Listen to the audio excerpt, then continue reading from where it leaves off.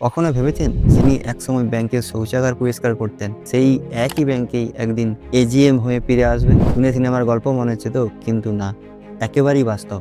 আজ আপনাদের শোনাবো প্রতীক্ষা টেন্ডুলকারের জীবনের গল্প।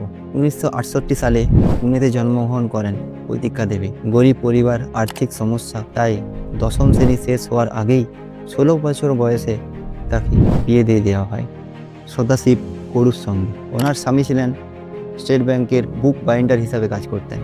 1 বছর পর তাদের কোল জুড়ে আসে তাদের এক পুত্র সন্তান।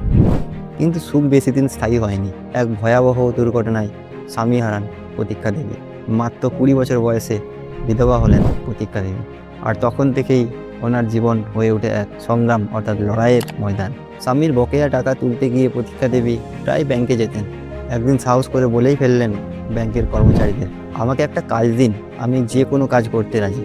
সেইভাবেই তিনি শুরু করলেন পার্ট টাইম সাফাই কর্মীর কাজ। তখনকার দিনে মাসে মাত্র প্রায় 60 টাকা বেতন পেতেন। সকালে ব্যাংকের পরিষ্কারের কাজ করতেন, বাকি সময় অন্যান্য কাজ করতেন। খুব কষ্টসৃষ্ট করেই সংসার চালাতেন প্রতীক্ষা দেবী।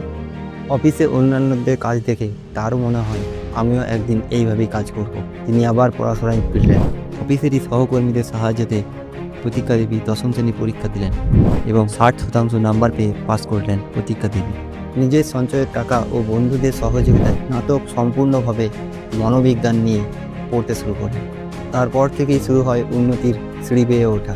ব্যাংকের ক্লার্ক, তারপর অফিসার, তারপর একের পর এক পদোন্নতি।